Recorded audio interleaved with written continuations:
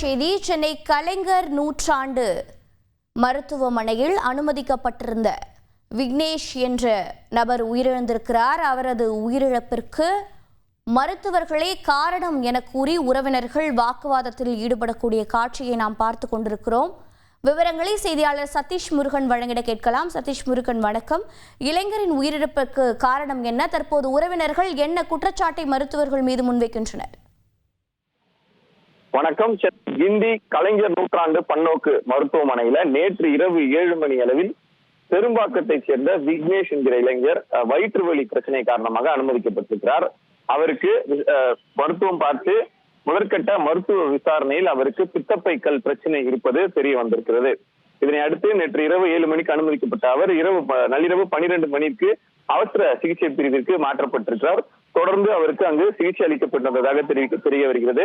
இதன் காரணமாக இன்று அதிகாலை அவரது விக்னேஷ் என்பவர் திடீரென உயிரிழந்து விட்டதாக மருத்துவர்கள் அவரது உறவினரிடம் தெரிவித்திருக்கிறார்கள். விக்னேஷ் என்பவருக்கு திருமணமாகி 2 வயதில் ஆண் குழந்தை ஒன்று இருக்கிறது. அவரது உறவினர்களும் தற்போது மருத்துவமனை வளாகத்தில் இருக்கிறார்கள்.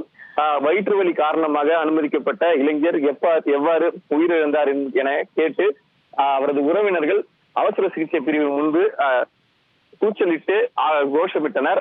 அதே போல மருத்துவர்கள் உரிய முறையில் விசாரணை நடத்தவில்லை எனவும் உரிய முறையில் சிகிச்சை அளிக்கவில்லை என்பதையும் குற்றச்சாட்டாக முன்வைக்கிறார்கள். அதே போல ஏற்கனவே விக்னேஷிற்கு வயிற்று வலி பிரச்சனை இருந்ததாகவும் இது தொடர்பாக தனியார் மருத்துவமனையில் அவர் சிகிச்சை பெற்று வந்ததும் அங்கு மேல் சிகிச்சை அளிப்பதற்கு போதிய பொருளாதார வசதி இல்லாத காரணத்தினால் அரசு மருத்துவமனைக்கு அவர்கள் அழைத்து வந்ததாகவும் அவர்கள் உறவினர் தரப்பில் தெரிவிக்கப்பட்டிருக்கிறது.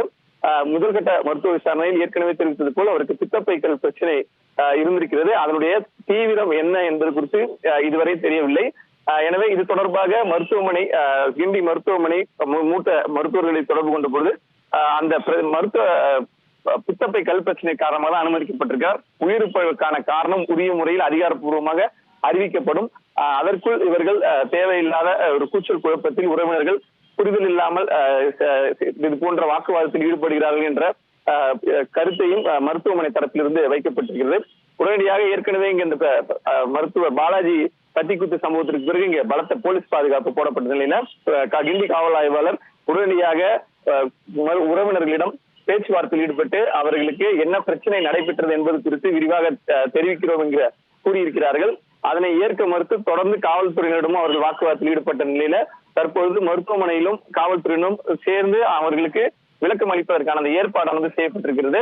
அவர்கள் தற்போது முதல் தளத்தில் அவசர சிகிச்சை பிரிவில் அந்த உறவினர்கள் தற்போது அனைவரும் அமைதியாக அமர்ந்திருக்கக்கூடிய காட்சியில தான் நம்மால் பார்க்க முடிந்தது. தகவல்களை வழங்கியதற்கு நன்றி சதீஷ் முருகன். செய்திகளை உடனுக்குடன் தெரிந்து கொள்ள உடனே சப்ஸ்கிரைப் பண்ணுங்க.